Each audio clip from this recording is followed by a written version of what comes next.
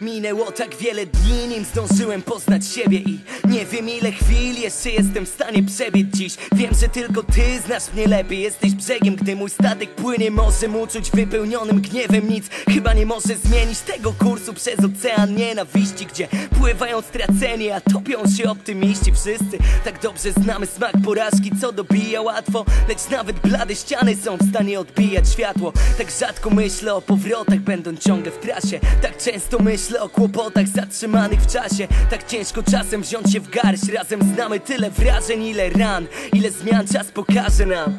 Ciągle spada moich tekstów lawina. By je pisać potrzebuję tylko seksu i wina. Rap nie zepsuł, to kpina, to tak puste. Pamiętaj, że nie słyszeć, a nie słuchać to dwa różne pojęcia. By wyjść na prosto musisz na blok się unieść. Ja musiałem dorosnąć, żeby móc to zrozumieć w tłumie. Widzę te twarze, które chcą ranić. Nie widzę marzenia, widzę nienawiść wyblakłych żyć. Nie mogę strawić, bo nie jest ich w stanie już wanić naprawić. Wewnętrzny ogień mówi mi, żebym dał spokój. Iskra wokół w roku już zostawia wokół tylko popiół.